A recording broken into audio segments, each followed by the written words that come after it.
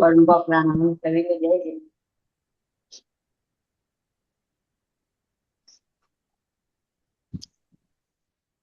सभी को सादर जय ललिता जी जिनेन्द्र। को धो करते हैं, सबको सादर जय जिनेन्द्र।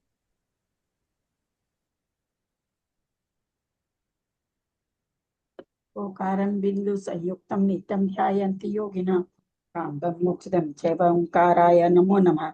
अब्रेल सदगन होगा प्रचालित सकल भूतल कलंका मुनि विरूपासी तीर्था सरस्वती हरतुन दूरितम अज्ञानातिमिरांधा नाम ज्ञानांजन सलाकया चक्षुरुन्मिलितं येन तस्मै श्री गुरुवे नमः। श्री परम गुरुवे नमः। परंपराचार्य गुरुभ्यो नमः। सकल कलुष विद्य सकम श्रेषां परिवर्धकम धर्म संबंधकम भव्य जीव मन प्रतिबोधकारकम पुण्य प्रकाश पापनाशमिदं शास्त्रम श्री आदि पुराण ग्रंथराज नामधेयम अस्य मूल ग्रंथ कर्तार श्री सर्वज्ञ देवास्तव ग्रंथ कर्तार श्री गंधर देवा प्रतिगंधर देवा तेषां पचम सार्ता मासाद्य श्रीमते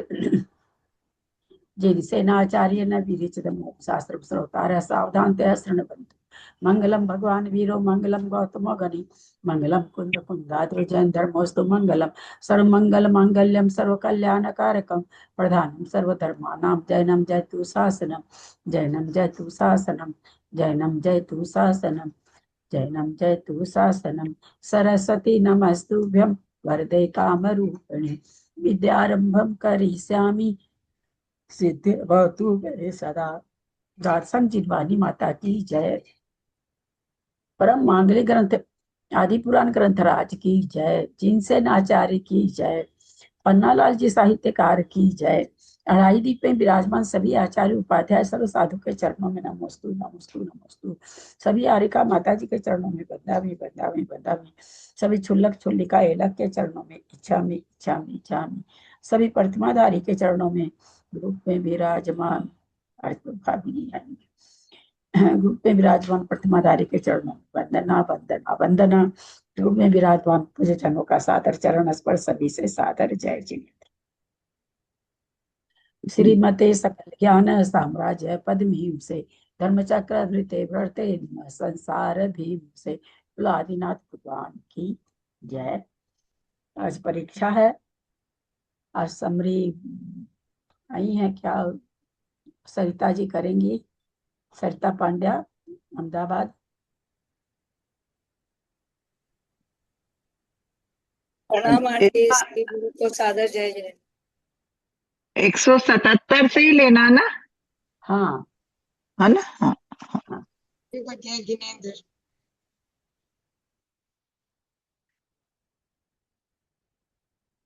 सबको जय जिनेन्द्र।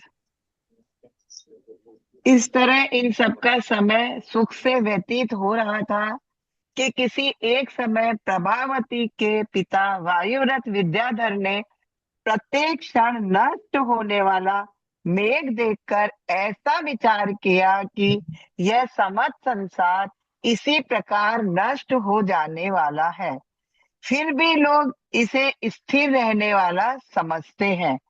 यह अज्ञान रूपी घोर अंधकार सब जगह क्यों छाया हुआ है?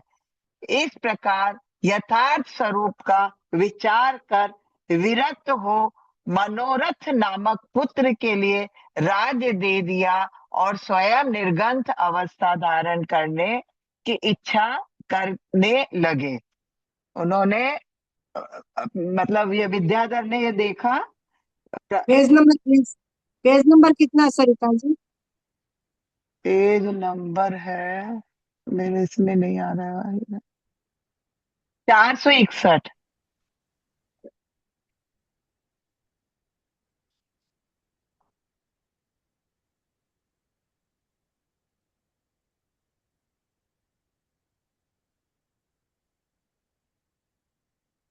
अपने पुत्र को देकर के वो निर्गंथ मुनि अवस्था में चले गए।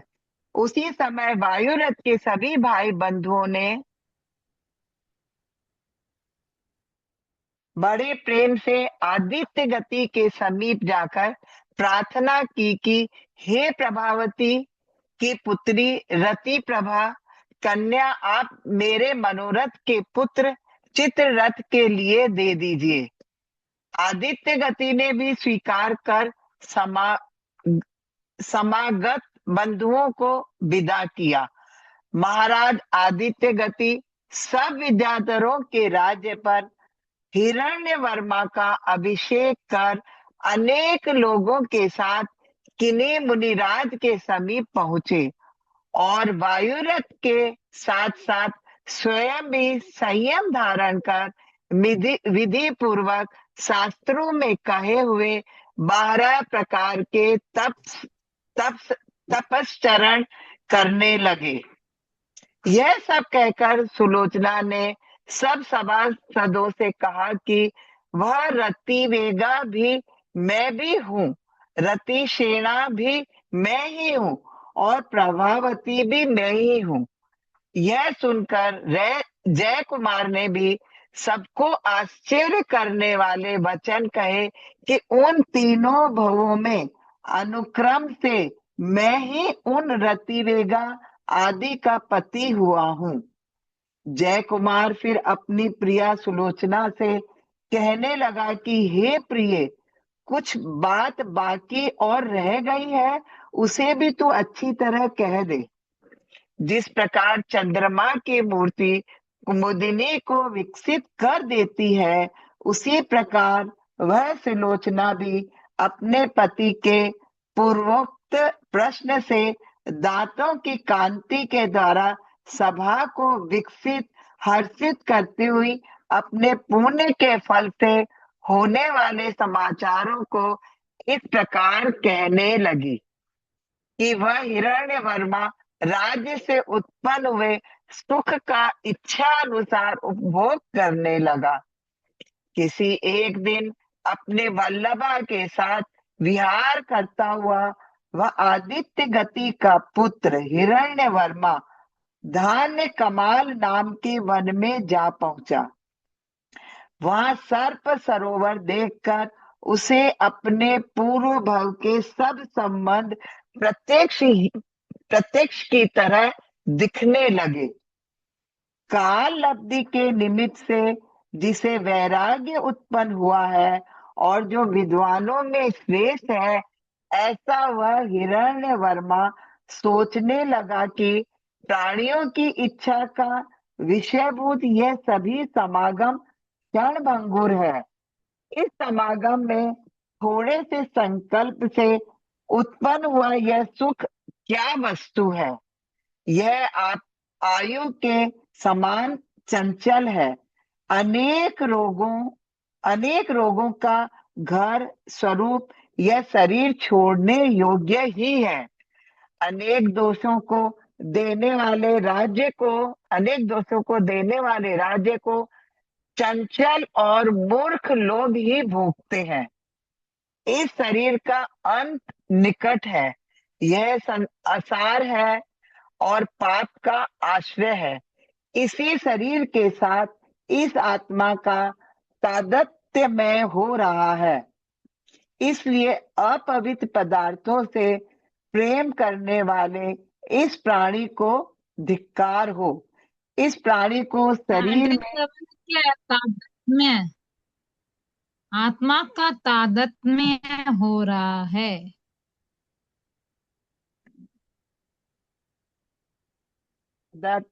तदात्म्य हो रहा है। तदात्म्य नहीं लिखा हुआ, वैसे तादात्म्य लिखा है। ता है फिर द, दा है फिर त फिर मैं है। तादात्म्य, आत्मा संबंध है, एक में खोना। आत्मा एक में एक। हाँ, इस प्राणी को शरीर में निवास करने से तो भय मालूम नहीं होता, परंतु उससे निकलने में बड़ा भय मालूम होता है। निश्चय से इस संसार में मोक्ष मार्ग से विपरीत प्रवृत्ति ही होती है। यह जीव स्वस्वरूप की अपेक्षा रूप रहित है, परंतु शरीर के संबंध से रूपी हो रहा है। रूप रहित होना ही मोक्ष की प्राप्ति है। इसलिए जिस प्रकार बने उसी प्रकार शरीर को अवश्य ही छोड़ देना चाहिए। सब प्रकार संबंध ही बंध है, भोग ही रोग है, शरीर ही शत्रु है, लंबी आयु ही तो दुख देती है, और धन ही तृष्णा रूपी अग्नि का ईंधन है। इस जीव को पहले तो जन्म धारण करना पड़ता है, मध्य में बुढ़ापा तथा अनेक रोग हैं, और अंत में दुष्ट मरण है। इस प्रकार संसार रूप समुद्र के मध्य में इस जीव को चक्री की तरह भ्रमण करना पड़ता है।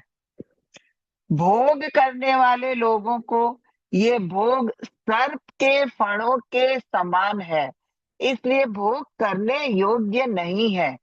इस प्रकार भोगों का बार बार विचार करने वाले पुरुष के लिए ये भोग बड़े भयंकर जान पड़ने लगते हैं।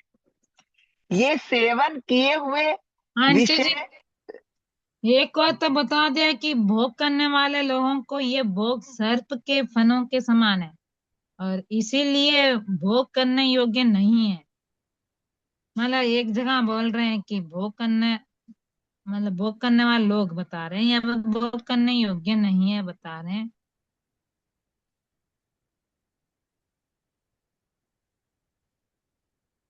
आंटी की आवाज बंद है। इसमें क्यों संदेह हो रहा है? भोग करने योग्य पता थोड़ी है। नहीं, क्या मतलब चीज कारण संदेह है? क्या है? मतलब भोग करने वाले लोगों को ये भोग सर्प के फन के समान है। क्यों फिर हम ये बता आप? रहे हैं कि हाँ, और फिर क्या है? सर्प के फनों के समान है, मतलब कोई ढसने वाला है, यही तो मतलब है। हाँ विषय हाँ विषैले हैं। हाँ, तो फिर इसलिए भोग करने योग्य नहीं है। अच्छा, वो सर्प दसरा जैसा है, इसीलिए ये भोग करना योग्य नहीं है बता रहे। हाँ,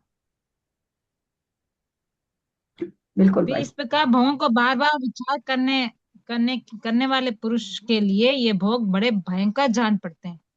तो फिर क्या करेंगे नहीं भोगेंगे तो संसार में? दीक्षा लीजिए, और क्या करेंगे? आत्मा के कल्याण में लगी है, वो कह रहे हैं, और क्या कह रहे हैं? भोग भोगना जरूरी, तो इतने मुनि महाराज क्यों बन रहे हैं? 2400 भगवान का चालू हो रहा, कितने कितने दीक्षा लेंगे तीर्थंकर के साथ, फिर क्यों लेते भोग? अगर भोग भोग है ना वो। आंटी जी, एक तरफ बता रहे हैं कि ये तो मतलब भयंकर है, ऐसे है, तो फिर मतलब ये तो कितना समय से पुण्य किए होंगे तब जाके मतलब मुनि दीक्षा होता है। तो मुनि दीक्षा के हाँ, भी व्रत का ही पालन करना चाहिए। आप नहीं करेंगे तो हमें दोष लग जाएगा। माने एकदम तलवार की तरह है, मतलब मीठी छुरी, क्या बोलते हैं, मीठा तलवार जैसे शहद, मतलब चटें तो ना जीभ कट जाएगा, नहीं चटें तो तृष्णा बढ़ जाएगा, वैसा वाला बात हो गई। ऐसा वाला कोई बात नहीं है। छुरी एकदम दो टूक है। भोग भोग तो रोग ही है। कोई वो हाँ, शहद लपेटी तलवार वाली बात यहाँ पर नहीं है। अच्छा। है ना? वो हम लोग बना रखे हैं ना। हम लोग को भोग तो थोड़ा सा भोग मिलता, खुश हो जाते, फिर दुख मिलता है, फिर हो जाते, फिर तब तक में कोई थोड़ा सा सुख मिलता है, फिर उसी में रम जाते हैं। फिर है भी ना? नहीं सुधरते, कितना ढीठ है हम। हाँ, तो देख लीजिए, सारे दिन अपने तीर्थंकर लोग इतने इतना चक्रवर्ती हो के राज छोड़ के गए। क्यों राज छोड़ के गए? सारा सुख था। हाँ, कौन सा सुख चक्रवर्ती के लिए रहता, बोलिए? लेकिन छोड़ के क्यों गए? संसार में दुख है तभी गए ना। उनका अधिक पुण्य था, इसीलिए वो अपना एक झटके में छोड़ के चला गए। तो चक्रवर्ती बिना पुण्य के थोड़ी बनते हैं। तो इतना पुण्य होगा तब ना अपने एक झटका में छोड़ के जाएंगे। चक्रवर्ती का पुण्य तो सबसे ज्यादा है ना। वो भी कितना मतलब समय से संचय किए होंगे पुण्य को।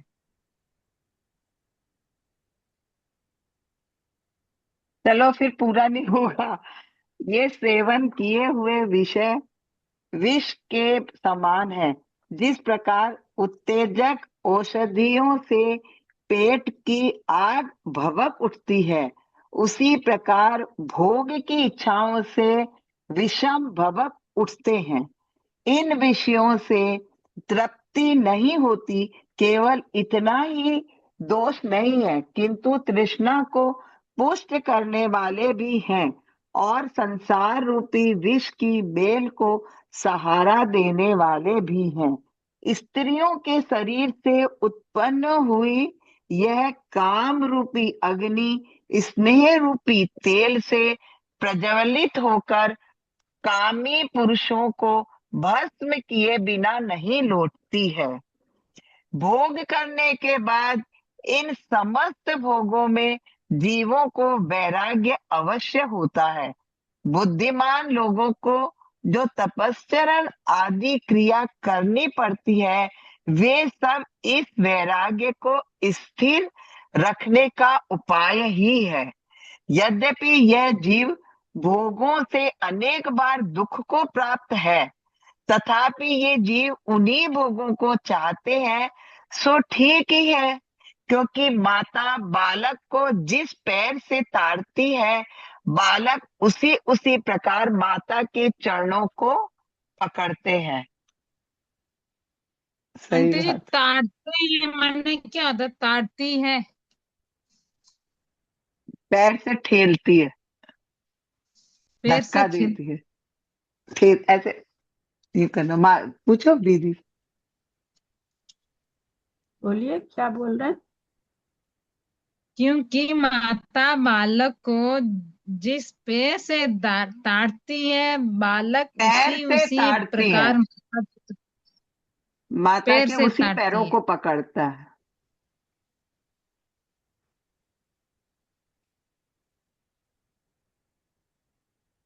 जिस समय ये वाचना होती वो होता है, स्वाध्याय होता है, उस समय क्यों नहीं पूछते हैं आप? वाचना वाले दिन पूछते हैं, कल भी बीच में रह गई वाचना, अपना तो दोबारा हो रहा है ना, तो उसी दिन पूछना चाहिए ना। कभी आज तो थोड़ा सा सारांश में कभी बताना रहता।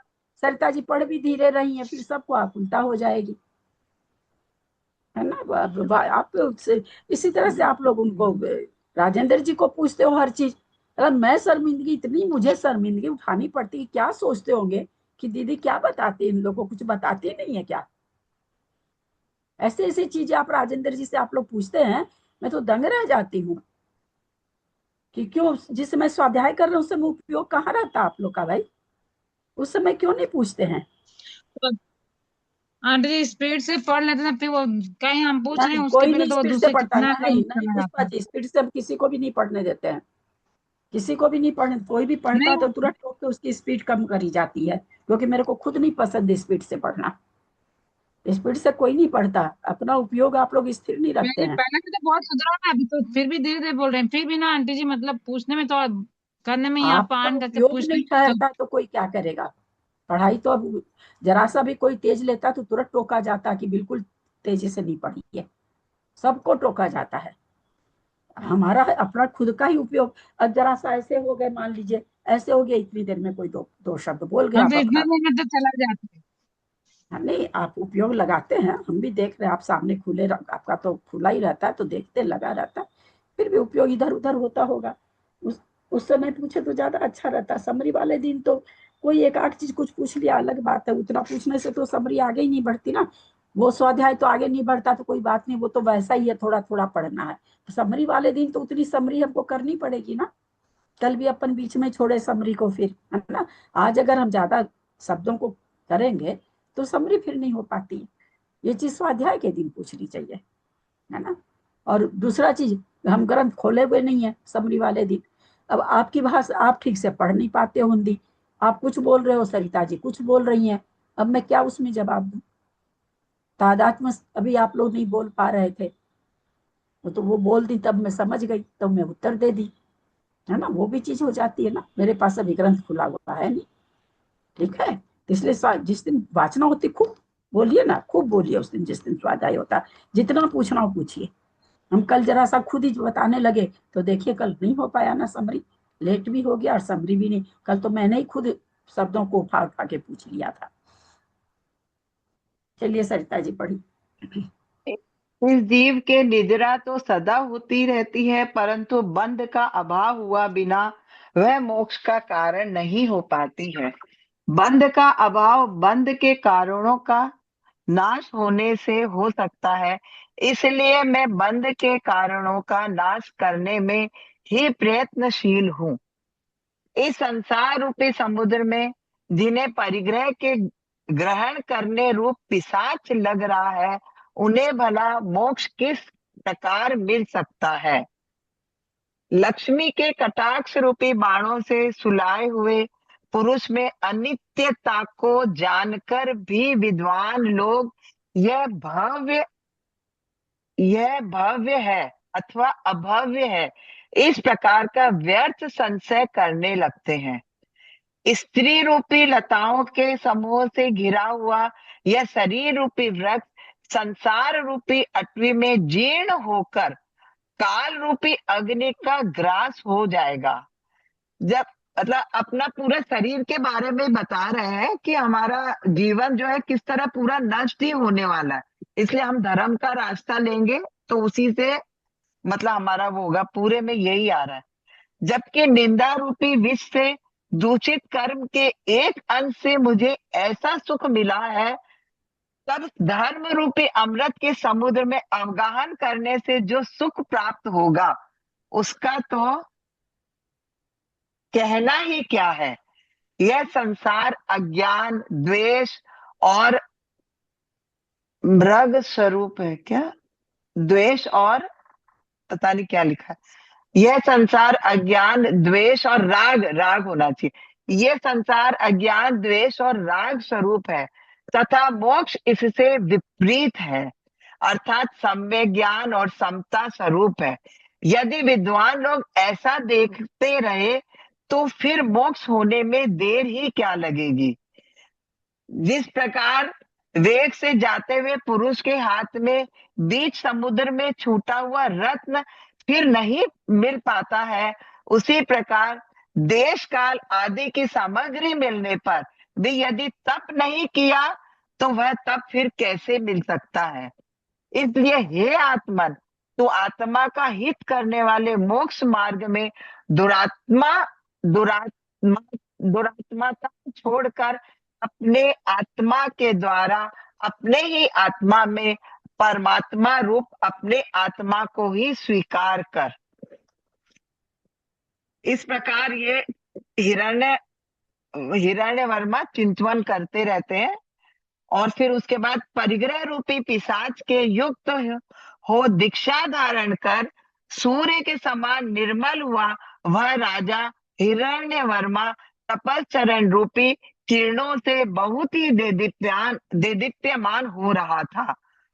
प्रभावती ने भी हिरण्यवर्मा की माता शशि प्रभा के साथ गुणवती आरिका के समीप तप धारण किया था। सो ठीक ही है, क्योंकि चंद्रमा को छोड़कर चांदनी की पृथक स्थिति भला कहाँ हो सकती है। वे हिरण्यवर्मा मुनिराज ठीक सूर्य के समान जान पड़ते थे, क्योंकि जिस प्रकार सूर्य सदव्रत अर्थात गोल है, उसी प्रकार वे मुनिराज भी सदव्रत अर्थात निर्दोष चरित्र को धारण करने वाले थे। जिस प्रकार सूर्य तप अर्थात गर्मी से देदीप्यमान रहता है, उसी प्रकार मुनिराज भी तप अर्थात अंशानिधि चला गया तपस्या में देदीप्यमान रहता है। जिस प्रकार सूर्य दिगंबर अथवा दिशा आकाश का आभूषण है, उसी प्रकार मुनिराज भी दिगंबर अर्थात दिशा रूप वस्त्र को धारण करने वाले निर्गंत मुनियों के आभूषण थे। जिस प्रकार सूर्य के साथ ये पूरी तरह से तुलना करते हुए बता रहे हैं कि जिस तरह सूर्य का मतलब ऐसा है, तो उसी प्रकार से सारी तुलना करके पूरा बता रहे हैं। इसके आगे उसी प्रकार चारण रिद्धि होने से मुनिराज भी आकाश में गमन करते थे। जिस प्रकार सूर्य अकेला ही घूमता है, उसी प्रकार मुनिराज भी अकेले ही घूमते थे, एक विहारी थे। जिस प्रकार सूर्य को सब वंदना करते हैं, उसी प्रकार मुनिराज जी को भी सब वंदना करते थे। जिस प्रकार सूर्य का नित्य उदय होता है, उसी प्रकार मुनिराज ने भी ज्ञान आदि का नित्य उदय होता रहता था। इस प्रकार सूर्य से सब फिर आगे है पुंडरीक मणि का इसमें बताया। फिर उसी प्रकार मुनिराज भी विरोचन अर्थात अत्यंत देदीप्यमान थे अथवा रुचि रहित उदासीन थे, और जिस प्रकार सूर्य पुंडरीक किरणी अर्थात कमलिनी को प्रफुल्लित करता है, उसी प्रकार मुनिराज भी पुंडरीकिणी अर्थात विदेह क्षेत्र की एक विशेष नगरी को आनंदित करते थे। इस प्रकार सूर्य की समानता रखने वाले मुनिराज हिरण्यवर्मा किसी समय पुंडरीकिणी नगरी में पधारे। प्रभा सहित चंद्रमा की कला के समान आर्य का प्रभावती भी वहां आई और गुणवती गणिनी के साथ मिलकर रहने लगी। सो ठीक ही है, क्योंकि समागम अपनी इच्छा अनुसार ही होता है। गुणवती गणिनी को देखकर प्रिय दत्ता ने नमस्कार कर पूछा कि संगाधिकारिणी अमितमती कहाँ है। तब उसने कहा कि वह तो स्वर्ग चली गई है। यह सुनकर प्रभावती कुछ शोक करने लगी और कहने लगी कि हम दोनों की आंखें वही थी। तब प्रियदत्ता ने पूछा कि उनके साथ तुम्हारा प्रेम कैसा हुआ। उत्तर में प्रभावती कहने लगी कि आपको क्या स्मरण नहीं है, आपके घर में जो कबूतर कबूतरी का जोड़ा रहता था, उनमें से मैं रतिशेना नाम की कबूतरी हूँ। यह सुनकर प्रियदत्ता आश्चर्य से चकित होकर कहने लगी कि वह रति वर कबूतर आज कहाँ है। तब प्रभावती ने कहा कि वह भी विद्याधरों का राजा हिरण्यवर्मा हुआ है। अच्छा, कबूतर हिरण्यवर्मा हुआ है और कर्म रूपी शत्रुओं को नाश करने वाला वह आज इसी पुंडरीकिनी नगरी में विराजमान है। प्रियदत्ता ने भी जाकर महामुनि हिरण्यवर्मा की वंदना की और फिर प्रभावती से पूछने पर अपने पति का वृत्तांत इस प्रकार कहने लगी। एक रतिशेन नामक विद्याधर अपनी स्त्री गांधारी के साथ साथ इसी विजयाद पर्वत के गांधार नगर से विहार करने के लिए यहाँ आया था। मुझे सर्प ने काट खाया है, इस प्रकार झूठ झूठ बहाना कर गांधारी यहाँ पड़ी रही।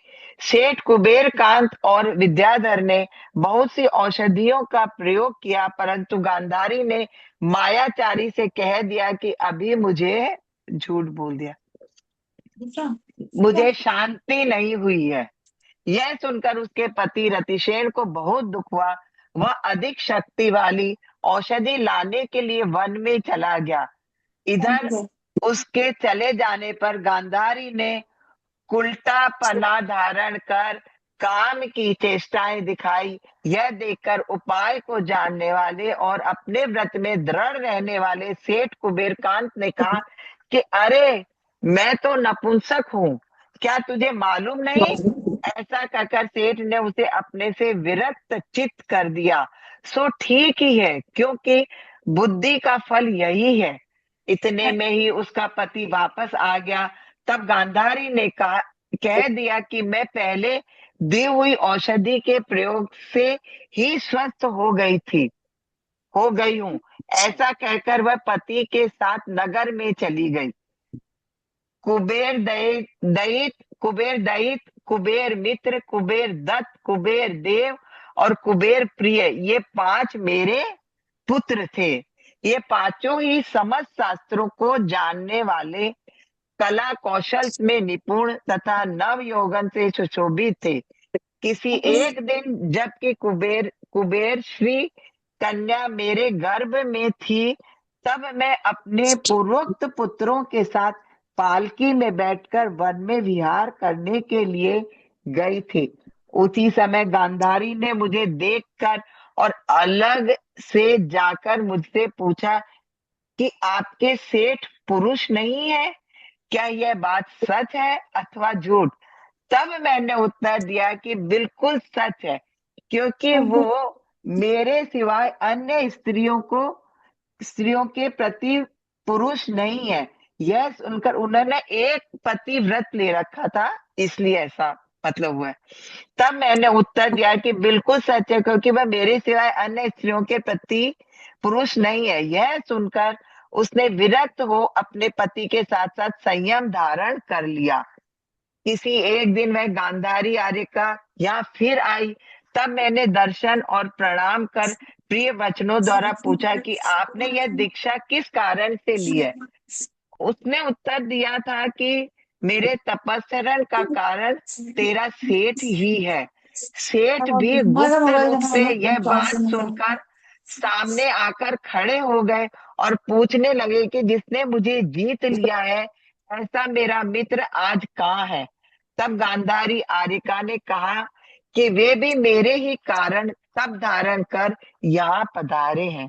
यह सुनकर सेठ और राजा दोनों ही उन मुनिराज के समीप गए और दोनों ने ही वंदना कर धर्म का स्वरूप पूछा। काल लब्धि का निमित्त पाकर राजा लोकपाल ने अपने पुत्र गुणपाल के लिए राज्य दिया और उन्हीं विद्याधर मुनि रतिक्षेण के निकट संयम धारण कर लिया। मोक्ष के अभिलाषी सेठ ने भी अपने पांचवें पुत्र कुबेर प्रिय को अपने पद पर नियुक्त कर अन्य सब पुत्रों के साथ साथ वही दीक्षा धारण की। पांचवें पुत्र को राज दिया और 4 पुत्रों के साथ दीक्षा धारण कर ली। इस प्रकार प्रियदत्ता अपने पति का वृत्तांत कहकर उत्पन्न हुए आत्मज्ञान के द्वारा गृहवास से विरक्त हो गई थी। चौथे काल में कैसे लोग फटाफट दीक्षा धारण कर लेते फटाफट थे। सच्ची में ना, उसको वो अपने बेटे वो दिए बस फटाफट। हाँ भाई, कैसे मतलब ऐसे लगता दीक्षा नहीं हो कोई खिलौना हो कि चलो हाँ सब हम खिलौना, भी ले लेते, तुम भी खरीद लो, तुम भी खरीद लो, तुम भी खरीद लो, ऐसे बात सही है। बात है, बात बनाता है। सच्ची में बात। ये पुण्य का उन लोगों का पूर्व जन्म का प्रताप ही है ललिता जी, जो वो इतना तो चौथे मतलब काल में ऐसा जन्म, मन आता है चौथे चौथे काल में इसीलिए जन्मे। चौथे काल में जन्मने वाला पुण्यशाली होता है ना। सुनो हाँ, सुनो, टीवी उस देख, नाना को सती ने देख लो, अपनी कुबेर श्री टीवी देख लो। पुत्री राजा गुणपाल उषा को कोई जैन दी। का सीरियल या कुछ सीरियल वगैरह उषा लगा जैन दो का नाना के बोला लिए, या है। कुछ देख लो, लगा दो उषा जैन, आप यूट्यूब में। बंद कर दीजिए ना प्लीज। किसी समय मुनिराज हिरण्य वर्मा ने और नाना 7 को बोले दिन नाना का टीवी दे नियम लो, नाना लेकर, अभी हिरण्य वर्मा देखो कहाँ पे, शमशान में हिरण्य वर्मा ने 7 दिन का नियम लेकर शमशान भूमि में प्रतिमा योग धारण किया। नगर के सब लोग उनकी वंदना करने के लिए गए थे। वंदना कर उनके पूर्व भाव की कथाएं। प्रतिमा योग मतलब क्या होता है? ऑन कर प्रतिमा दीजिए। की तरह मतलब बिना विश्व में हिलन होता बिना है। हिलन चुलन के एकदम। क्या बोले सरिता जी? प्रतिमा की तरह ही बैठ जाना। हाँ, प्रतिमा की एकदम तरह ही बिना हिले डुले एकदम, मतलब खड़े या हाँ, बैठे जो भी प्रतिमा जो की भी आसन लेना है वो बोलते हैं ना आसन पे। आंटी जी, वो क्या हाँ आंटी स्टैचू बोलते हैं, वही है ना? हाँ, क्या बोलते हैं? स्टैचू स्टैचू माने एकदम हिलना नहीं डुलना नहीं, स्टैचू। मैं बहुत बार मैं और किसी का नहीं जानती, मुझे आगम में इंग्लिश तो खैर मुझे ऐसे भी नहीं पसंद है, अपनी भाषा के अंदर अपनी इसमें हमको तो थोड़ी भी पसंद है, हिंदी भाषा को छोड़ के। तो ये बीच में आप इंग्लिश क्यों लाते हैं? जब आप समझ गए तो उसको मन स्टेचू वगैरह मत बुला कर। नहीं, हम थोड़ा समझना चाहते हैं, बच्चे लोग कितनी बार बोलते हैं, उसी के ही बोलते हैं क्या, हिलना नहीं डुलना नहीं, इसीलिए नेचुरली पूछ रही हूँ। तो स्टेचू में हिलते डुलते नहीं है, वो स्टेचू जो खड़ा कर देते हैं, है ना। तो स्टेचू जो स्टेचू होती है उसमें अपने कहते हैं ये क्या, कौन थे, अम्बेडकर का स्टेचू है, उसमें आत्मा है क्या? हमें क्या चीज? किसी का भी स्टेचू जो बना रहता है उस स्टेचू में उसकी आत्मा रहती है क्या? नहीं। नहीं। यहाँ जिस प्रतिमा योग की बात हो रही है उसमें आत्मा है कि नहीं? इसमें तो है। फिर उसका हिलना स्टेचू डुलना और इसका हिलना डुलना बराबर है क्या? नहीं। वो तो हिल ही डुल नहीं सकता है ना, है ना। दोनों में बहुत इसमें अंतर तो है ना। सांस वगैरह भी सब चलेगी, सांस भी लेंगे और भी लेंगे, सब कुछ होगा ही। तो इसलिए हाथ ना, पैर हिलाना, कभी ऐसे खुजली, कभी ऐसे हाथ कर लिया, कभी आसन बदल लिया, वो सब नहीं होता है ना ललिता जी? इंग्लिश शब्द का अर्थ बहुत अलग होता है इंग्लिश में, इसीलिए कहा गया जान से मार दो तो भी सॉरी, और ढकार आए तो भी सॉरी, है ना। देखते हैं ना आजकल के बच्चे, ढकार आएगी तो बोलेंगे सॉरी, और कोई खून करके भी क्या बोल देता है, सॉरी। इसलिए इंग्लिश के शब्द सब जगह प्रॉपर नहीं बैठते, है ना। चलिए।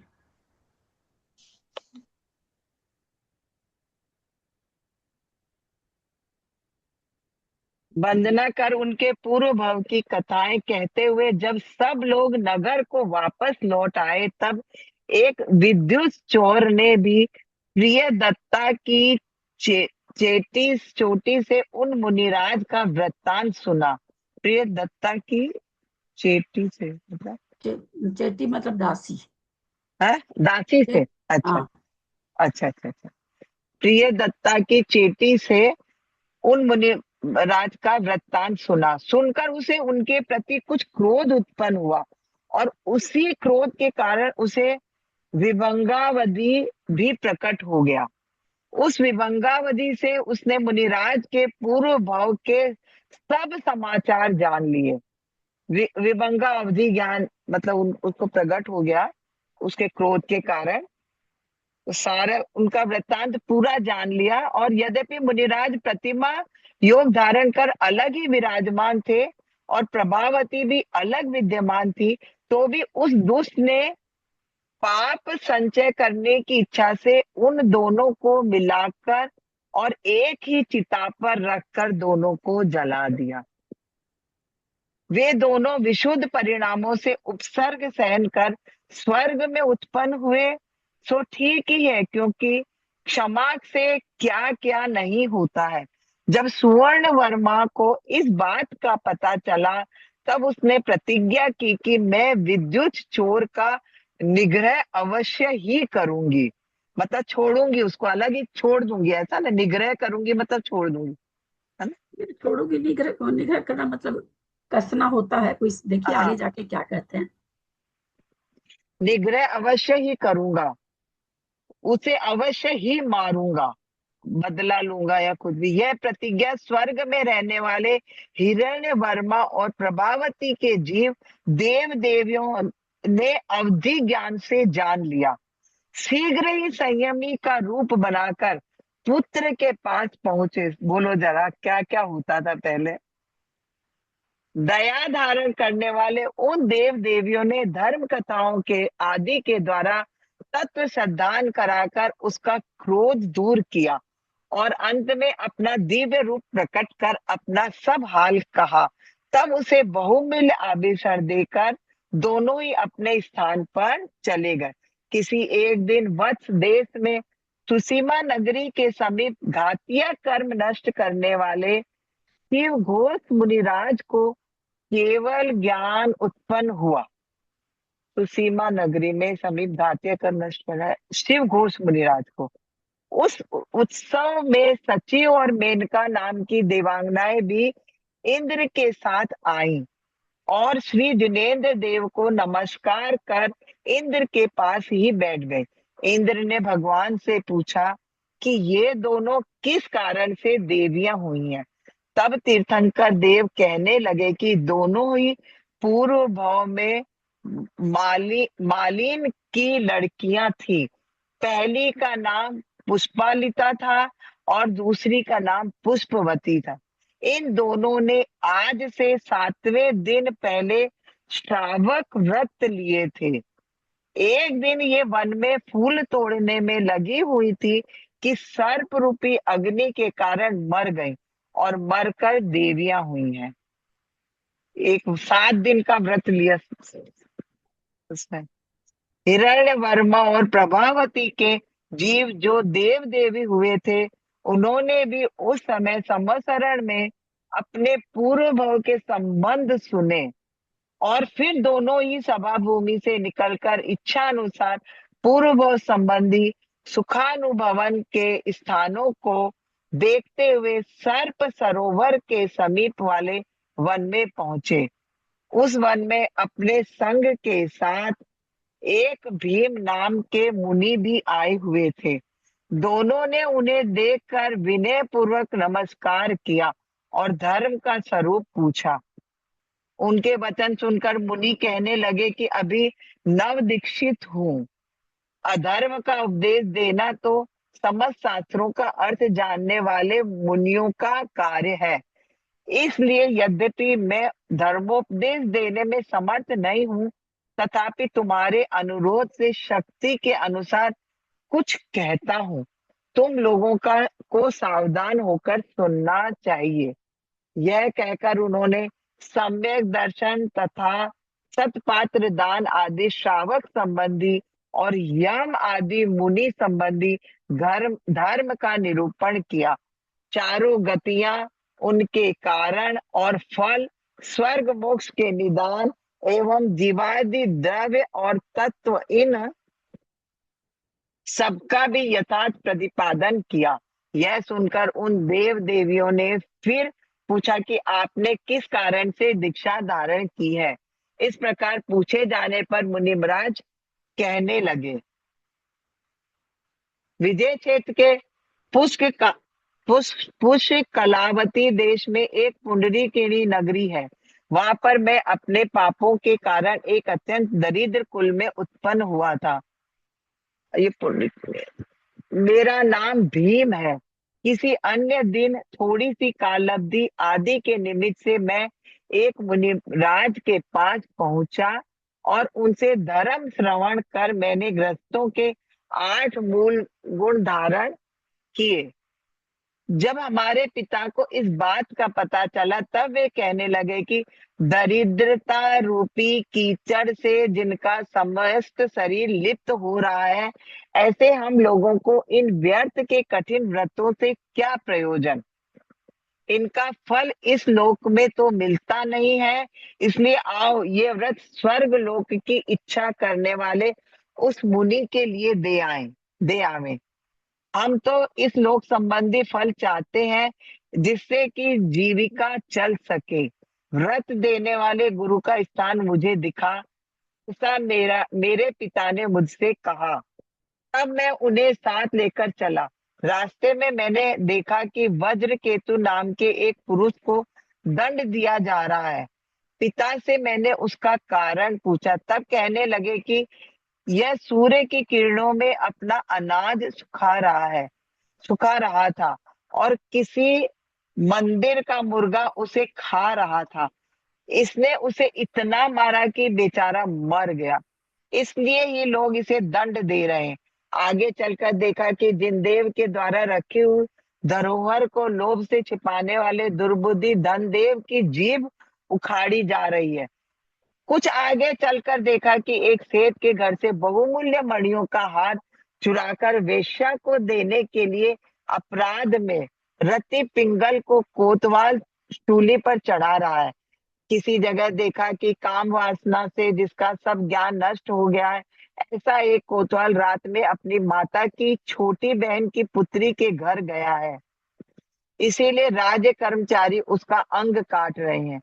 दूसरी जगह देखा कि सार्थक नाम धारण करने वाले एक लोल नाम के किसान ने खेत के लोभ से अपने बड़े लकड़े को डंडों से मार डाला। अपने किसान ने खेत के लोभ से अपने बड़े लड़के को डंडों से मार डाला है, इसलिए उसे देश निकाले की सजा दी जा रही है और वह विलाप कर रहा है। आगे जाने पर ऐसे सब हिंसा आदि जो हुए उन सबका उनको मतलब सबको फल मिल रहा है, वो सब इसमें 288 तक यही बताया है। इस पुष्कलावती देश की पुंडरीकिणी नगरी को राजा वसुपाल बड़े प्रेम से पालन करते थे। किसी एक दिन कोतवाल ने विद्युत वेग नामक चोर पकड़ा। उसे हाथ में जो धन था उसे लेकर कहा कि बाकी का धन और दो। धन न देने पर रक्षकों ने उसे दंड दिया। तब उसने कहा कि मैंने बाकी का धन विमति के लिए दे दिया है। जब विमति से पूछा गया तब उसने कह दिया कि मैं नहीं लिया है। इसके बाद कोतवाल ने वह धन किसी उपाय से विमति के घर ही देख लिया। उसे दंड देना निश्चित हुआ। दंड देने वालों ने कहा कि या तो मिट्टी की 3 थाली भरकर, मतलब दंड, उसने झूठ बोला, इससे दंड लेने वाले को बोला या तो मिट्टी की 3 थाली भरकर विष्ठा खाओ या मल को 30 मुक्कों की चोट से सहो या अपना सब धन दो। जीवित रहने की इच्छा से उसने पूर्वोक्त तीनों दंड सहे और अंत में मरकर नरक गति को प्राप्त हुआ। राजा ने एक चांडाल को आज्ञा दी कि तू विद्युत चोर को मार डाल, परंतु आज्ञा पाकर भी उसने कहा कि मैं इसे नहीं मार सकता, क्योंकि मैंने एक मुनि से हिंसादि छोड़ने की प्रतिज्ञा ले रखी है। ऐसा कहकर उसने जब राजा की आज्ञा नहीं मानी, तब राजा ने कहा कि इसने कुछ घूस खा ली है, इसलिए उसने क्रोधित होकर चोर को चांडाल दोनों को निर्दयता पूर्वक सांकल से बंधवा दिया। चोर ने संतुष्ट होकर चांडाल से पूछा कि तूने किस कारण से मुझे नहीं मारा। तब चांडाल इस प्रकार कहने लगा कि पहले इस नगर की रक्षा इसी राजा के पिता गुणपाल करते थे और उनके पास कुबेर प्रिय नाम का एक बड़ा सेठ रहता था। इसी नगरी में नाट्य मालिका नाम की नाट्यकाचार्य की एक पुत्री थी। एक दिन उसने राजसभा में रति आदि स्थायी भावों द्वारा श्रृंगारादि रस प्रकट करते हुए नृत्य किया। बहुत ही एक में एक बहुत ही ज्यादा घुसा हुआ है। वह नृत्य देखकर राजा को बड़ा आश्चर्य हुआ। तब उत्पल माला नाम की वेश्या बोली कि हे देव, इसमें क्या आश्चर्य। एक दिन अत्यंत शांत और पूज्य कुबेर प्रिय सेठ ने उपवास के दिन प्रतिमा योग एक दिन अत्यंत शांत और पूज्य कुबेर प्रिय सेठ ने उपवास के दिन प्रतिमा योग धारण किया था। उस दिन मैं उनका मन विचलित करने के लिए गई थी, परंतु उसमें समर्थ नहीं हो सकी थी। इस संसार में यही बड़े आश्चर्य की बात है। यह सुनकर राजा ने कहा कि हे गुण प्रिय, तुझे गुण बहुत प्यारे लगते हैं, इसलिए जो इच्छा हो सो मांग। तब उसने कहा कि मुझे शील व्रत की रक्षा करना इष्ट है, यही वर दीजिए। राजा ने वह वर उसे दिया और उस दिन से उसने शील व्रत ग्रहण कर लिया। किसी दूसरे दिन सर्वरक्षित नाम का कोतवाल रात के समय उसके घर गया। उसने देखकर उत्पल माला से उससे कहा कि आज मैं बाहिर की हूँ, रजस्वला हूँ। इधर इन दोनों की यह बात चल रही थी कि इतने में ही मंत्री का पुत्र प्रचुदी नाम का राजा का साला आया। उसे देखकर उत्पल माला ने सर्वरक्षित को एक संदूक में छिपा दिया। बस आपने बंद कर दिया उसको। और राजा के साले से कहा कि आपने जो मेरे आभूषण अपनी बहन सत्यवती को दिए थे वे लाइए। उसने पहले तो कह दिया कि हाँ अभी लाता हूँ, परंतु बाद में जब उसने सुना कि उसने शील व्रत ले लिया है, तब वह ईर्ष्या करता हुआ प्रतिकूल हो गया। दूसरे दिन वह वेश्या संदूक में बैठे हुए कोतवाल को गवाह मानकर राजा के पास गई और वहां जाकर प्रचुदी से अपना धन मांगने लगी। प्रचुदी ने राजा के सामने भी झूठ कह दिया कि मैंने इसका धन नहीं लिया। जब राजा ने सत्यवती से पूछा तो उसने सब धन लाकर राजा के सामने रख दिया। यह देखकर राजा अपने साले पर बहुत क्रोधित हुआ। प्रद्युति अच्छा उस राजा का साला है। उसने अपने नौकरों को आज्ञा दी कि यह दुष्ट शीघ्र ही मार डाला जाए। तो ठीक ही है, क्योंकि न्याय मार्ग में चलने वाले को भी उचित ही है। किसी एक दिन पाठ करते हुए मुनिराज से धर्मशास्त्र सुनकर राजा के मुख्य हाथी को अपने पूर्व भव का स्मरण हो आया। वह अत्यंत शांत हो गया और उसने मांस का पिंड लेना भी छोड़ दिया। यह देख उपायों, पहले कैसे पता चल जाता था, शेर को पता चल गया, उनको पता चल गया, और देखो कैसे छोड़ देते हैं। मतलब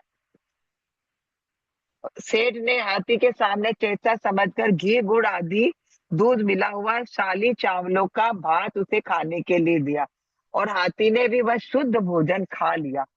उस समय संतुष्ट होकर राजा ने कहा कि जो तुम्हें इष्ट हो सो मांगो। सेठ ने कहा, अच्छा यह वर अभी आप अपने पास रखिए, पीछे कभी ले लूंगा।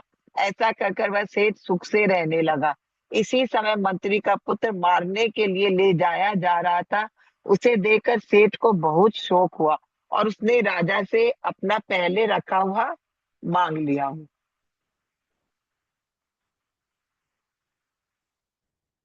परंतु मंत्री ने पुत्र ने समझा कि मेरा यह तिरस्कार सेठ ने ही कराया है, सो ठीक ही है, क्योंकि पापी पुरुषों का उपकार करना भी सांप को दूध पिलाने के समान है। किसी अन्य दिन वह राजा का साला अपनी इच्छा से वन में घूम रहा था। उसे वहां की विद्याधर से इच्छा अनुसार रूपा बना देने वाली अंगूठी मिली। उसने वह अंगूठी अपने छोटे भाई वसु के हाथ की उंगली में पहना दी। उसका सेठ का रूप बनाकर उसे सत्यवती के घर भेज दिया और पाप बुद्धि को धारण करने वाला प्रतुदी स्वयं राजा के पास जाकर बैठ गया। सेठ का रूप धारण करने वाले वसु को देखकर राजा ने कहा कि यह सेठ असमय में यहाँ क्यों आया है। उसी समय प्रतुदी ने कहा कि अपने आप को नहीं जानने वाला यह पापी काम रूपी अग्नि से संतप्त होकर सत्यवती के पास आया है। इस प्रकार उसके कहने से राजा ने परीक्षा किए बिना ही उसे प्रतुदी को आज्ञा दी कि तुम सेठ को मार दो। सेठ उस दिन अपने घर पर ही प्रतिमा योग धारण कर वस्तु स्वरूप का चिंतन कर रहा था। प्रतुदी ने उसे वहीं कसकर बांध दिया और जो अपराध उसने किया नहीं था लोगों में उसका घोषणा करता हुआ उसे शमशान की ओर ले गया। वहां जाकर उसे पापी ने मारने के लिए चांडाल के हाथ में सौंप दिया। चांडाल ने भी यह राजा की आज्ञा है ऐसा समझकर उस पर तलवार का मजबूत प्रहार किया। परंतु क्या ही आश्चर्य था कि श्री अरहंत परम देव के भक्त और शील व्रत पालन करने वाले उस सेठ के वक्षस्थल स्थल पर वह तलवार का प्रहार मड़ियों का हार बन गया। बिना परीक्षा किए उस सेठ को दंड देने से नगर में ऐसा बड़ा भारी उपद्रव हुआ कि जिससे सबका क्षय हो सकता था। सो ठीक ही है, क्योंकि सज्जन पुरुषों के वध से क्या नहीं होता है। राजा और नगर के सब लोग यह उपद्रव देखकर भय से घबराए और उसी सेठ की शरण में जाने के लिए शमशान की ओर दौड़े। जब सब उसकी शरण में पहुंचे तब कहीं वह उपद्रव दूर हुआ। स्वर्ग में रहने वाले देवों ने बड़े आश्चर्य से शील व्रत के प्रभाव का वर्णन कर उस सेठ की पूजा की।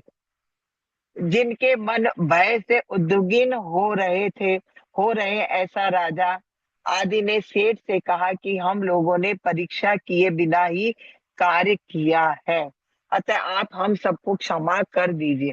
ऐसा कहने पर क्षमा धारण करने वाले सेठ ने कहा कि यह सब हमारे पूर्वपार्जित अशुभ कर्म के उदय से ही हुआ है। निश्चय से इस विषय में आपको कुछ भी विषाद नहीं करना चाहिए। ऐसा कहकर उसने सबका वैमनस्य दूर कर दिया।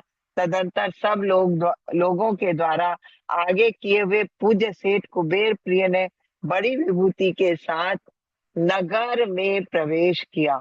इस प्रकार समय व्यतीत होने पर वैभवशाली राजा ने वारिशेना नाम की इसी सेठ की पुत्री अपने पुत्र वसुपाल के लिए ग्रहण की। किसी अन्य दिन राजा ने सभा के बीच सेठ से पूछा कि ये धर्म आदि चारों पुरुषार्थ परस्पर एक दूसरे के विरुद्ध हैं अथवा नहीं। तब धर्म आदि के तत्व को जानने वाले सेठ ने कहा कि सम्यक दृष्टि सज्जनों के लिए तो ये चारों ही पुरुषार्थ परस्पर अनुकूल है, परंतु मिथ्या दृष्टियों के लिए अनुकूल नहीं है। सेठ ने इन वचनों से राजा बहुत ही संतुष्ट हुआ। उसने सेठ से कहा कि जो तुम्हें इष्ट हो मांग लो। मैं दूंगा। तब सेठ ने कहा कि मैं जन्म मरण का क्षय चाहता हूँ, मतलब मोक्ष चाहता हूँ। इसके उत्तर में राजा ने कहा कि ये दोनों तो मेरे साध्य नहीं है। तब वैश्यवर सेठ ने कहा कि अच्छा, मुझे छोड़ दीजिए, मैं स्वयं उन दोनों की सिद्धि कर लूंगा। यह सुनकर राजा ने कहा कि तेरे साथ मैं भी घर छोड़ता हूँ, परंतु मेरे पुत्र अभी बालक हैं, छोटे छोटे हैं। इस प्रकार राजा सेठ कुबेर प्रिय तथा अन्य अनेक राजाओं के साथ साथ मुनिराज के समीप जाकर तप धारण किया। वह चांडाल कहने लगा कि सेठ के अहिंसा व्रत का फल देखकर मैंने भी अहिंसा व्रत ले लिया था, यही कारण है कि मैंने तुम्हें नहीं मारा है। यह सुनकर उस विद्युच्चर चोर ने भी उसकी बहुत प्रशंसा की। चांडाल का भी मन बदल गया। इतना कहकर वे भीम मुनि सामने बैठे हुए देव देवियों से फिर कहने लगे कि सर्वज्ञ देव ने मुझसे स्पष्ट अक्षरों में कहा कि तुम पहले मृणालवती नगरी में भवदेव नामक वैश्य हुआ था, वहां तूने रतिवेगा और सुकांता से बैर बांधकर उन्हें मारा था। मरकर वे दोनों कबूतर कबूतरी हुए, सो वहीं तूने विलाप होकर उन दोनों को मारा था। वे मरकर विद्याधरी हुए थे, सो उन्हें सारा कुछ एक ही चैप्टर में डाल दिया ना, तो कौन क्या हुआ याद भी नहीं है कुछ। एक ही इस प्रकार कथानक को तो चला नहीं सकते ना, कथानक में कथानक आता रहता है। हाँ हाँ, वही है। इस दीदी एक प्रकार बात उन बुद्धिमान भीम मुनि ने दीदी, ऐसा भी नहीं इसमें है कुछ हाथी कुछ को चीज मांसाहारी आप दिखाया, अभी हाथी मांसाहार। एक मिनट सनिया जी, हाँ, आप कुछ कुछ बोल रहे हैं तो उसमें पढ़ा हुआ याद आ रहा है कि हाँ ये आया था, ये आया था, ये आया था। क्या बोल रहे हैं सनिया जी? इसमें ना हाथी को मांसाहारी दिखाया कि मांस लेने से वो इनकार कर दिया, फिर उसने, तो हाथी मांसाहारी थोड़ी होते हैं। अब मांसाहारी पहले के तो राजा भी होते थे ना, हाँ। जैन राजा भी होते थे ना जी। आता ना कई जगह पर राजा ने मांस का त्याग किया, ऐसे करके आते हैं ना, पहले होता होगा। अब देखिए भाई, नेमिनाथ भगवान के बारात में सारे मांस, वो तो और ये है ना, जानवरों को बांधा था ना भाई। नेमिनाथ भगवान को बैराग उसी से हुआ, तो चलता होगा मांस, तभी ना लाया। ठीक है, देखिए इंसान तो अपने आप को हर कैसे वो चेंज कर लेते हैं, लेकिन जानवर का स्वभाव तो जो रहता है वही रहता है ना। हाँ पता नहीं, बात तो यही सुनते कि हाथी मांसाहारी नहीं होता है, पर यहाँ पर तो आया है। और वो भी चौथे काल की बात है, पता नहीं। यह कहकर इतना बाकी है, बहुत बाकी है क्या? थोड़ा सा ये नहीं अब यह कहकर हेमांग की हो गई क्या। यह कहकर हेमांग की छोटी बहन सुलोचना फिर कहने लगी कि एक समय पुंडरीकिणी नगरी के शिवंकर नाम के सुंदर उद्यान में घातीय कर्म नष्ट करने से जिन्हें केवल ज्ञान उत्पन्न हुआ है, ऐसे भीम मुनिराज विराजमान थे। सभी लोग उनकी पूजा कर रहे थे। उसी समय वहां पर 4 देवियों ने आकर उनकी वंदना की, धर्म का स्वरूप सुना और पूछा कि हे 3 लोक के स्वामी, हम लोगों के पाप से हमारा पति मर गया है, कहिए अब दूसरा पति कौन अभी तो है बाकी होगा। तब सर्वज्ञ भीम मुनिराज कहने लगे कि इसी नगर में सूर्यदेव नामक एक राजा था। उसकी वसुसेना, वसुंधरा, धारिणी और पृथ्वी, ये 4 रानियां थी तथा श्रीमती, वीत वीतशिका, विमला और वसंतिका, ये 4 उन रानियों की दासियां थी। किसी एक दिन उन सबने वन में जाकर किन्हीं मुनिराज के समीप दान दान आदि के द्वारा धर्म करना स्वीकार किया था। उस धर्म के फल से अच्युत स्वर्ग में प्रतीन्द्र की देवियां हुई है। क्रम से उनके नाम इस प्रकार है। और वो भाई साहब को तो पता होता है ना कि कौन से पैराग्राफ मतलब उसमें नहीं आ रहे क्वेश्चन में, तो वो बीच बीच में छोड़ भी देते हैं।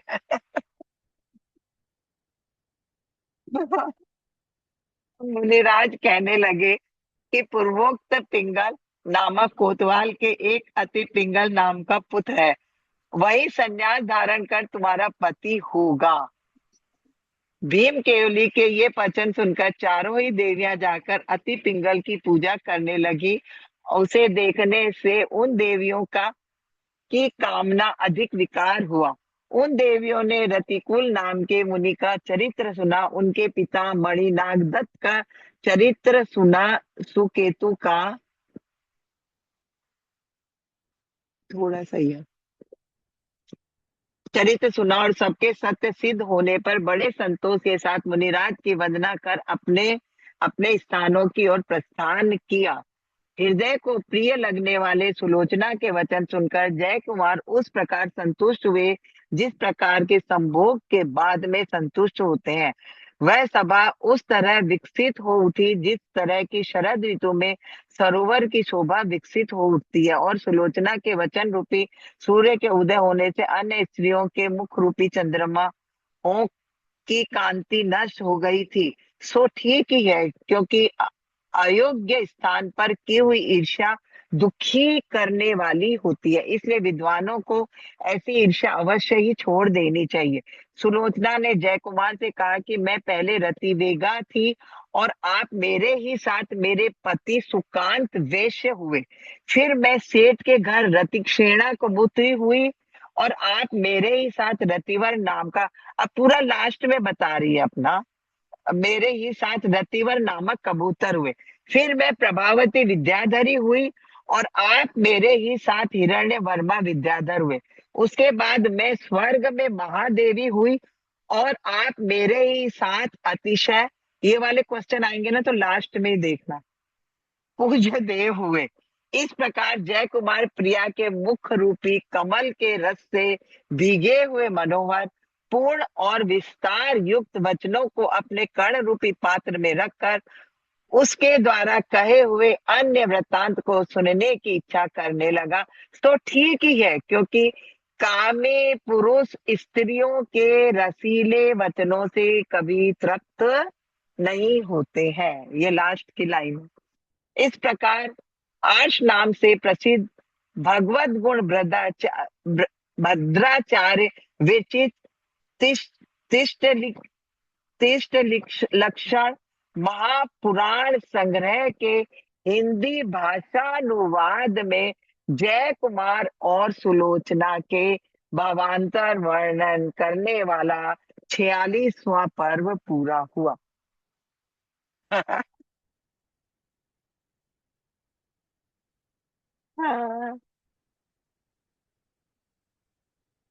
पीछे वाले पर्व बड़े बड़े ही हैं।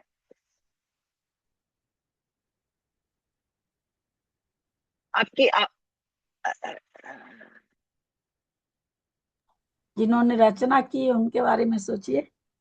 हाँ सच्ची में बाप रे, कैसे की होगी सोचो। चलिए जिनवानी स्तुति करिए।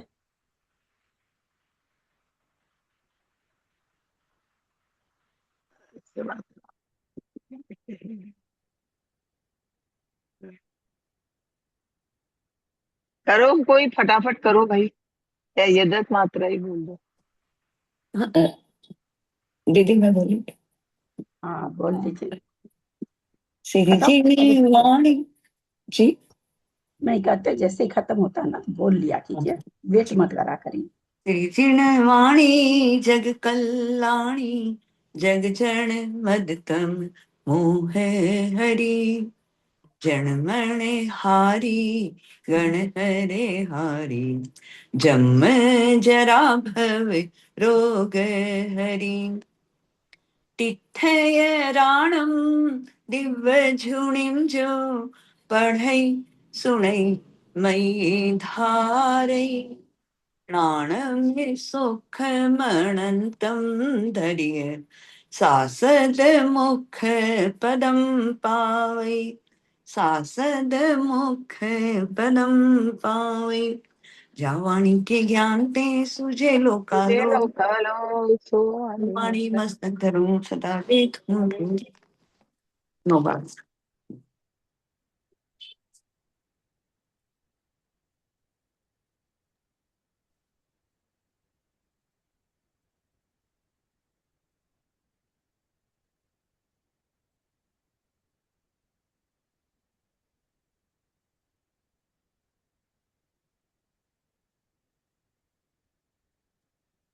सभी को जय जिनेन्द्र। ललिता दी प्रणब को में सागर चौकर सभी बड़ों ये को वाली प्रणाम, सभी को जय स्तुति जिनेन्द्र। प्रणब में सागर जी की है। हाँ प्रणब में सागर जी की। आदरणीय दीदी को प्रणाम, जी। सभी को सादर जय जिनेन्द्र। अंजना ललिता जी को दो करती, दीदी को अंजना जी सादर को चरण, वंदना, सभी बड़ों को सबको सादर सादर जय जय जिनेन्द्र। जिनेन्द्र। अंजना जी तो नहीं, वंदना, सबको जय जिनेन्द्र। आप यहाँ थे नहीं क्या सरिता जी? हाँ दीदी, मैं यात्रा पे गई हुई थी। सभी को सादर जय जिनेन्द्र। हाँ, कहाँ जाके आए? मैं गई पहले ये महुआ जी सूरत से, फिर महुआ जी। धर्मपुरी से जिन शरणम से जिन गजपंथा शरणम, मांगित। हाँ जिन शरणम कांजीपंथी, नहीं, नहीं जिन नहीं शरणम नहीं, पुष्प पुलक पुलकित सागर सागर जी जी का। महाराज ने, पुलक पुलक सागर, सागर जी हाँ हाँ महाराज ने बनाया। हाँ हाँ, हाँ। पुलक सागर जी हाँ, का। उसके बाद में गई गजपंथा, मांगी तुंगी, नमोकार तीर्थ, ये सब किए, अंजनगिरी, ये सारे किए। आज आ गई, आज सुबह। कौन कौन गया था? और खाली आप भाई साहब? नहीं, हम लोग दोनों, मेरी बहनोई और मेरी भाभी और एक बांजी, 6 जन थे हम। हाँ, फिर कल सूरत थे, 2 दिन सूरत थे। सूरत में भी एक प्रणाम सागर जी महाराज ने कमंडल मंदिर बनाया है, अच्छा। कमंडल के आकार का, वो भी थोड़े दिन अलग। पहले तो कुछ नहीं सुने थे, कब गए थे हम लोग सूरत? शायद इसको याद होगा, है क्या? वो निकल गई नहीं, क्या वो सर? अभी बना है दीदी, वो भी बने हुए, मतलब कि 4 महीना 2 महीना हुआ है, अभी बना है। हाँ, सुंदर बनाया है, जैसे पिछी मंदिर है ना बेंगलोर में, वैसे उन्हीं महाराज ने बनाया है कमंडल मंदिर। पिछी मंदिर, जहाज मंदिर, कमंडल मंदिर। अब हाँ। कुछ दिन में योग मंदिर चालू हो जाएगा, प्रतिमा योग मंदिर।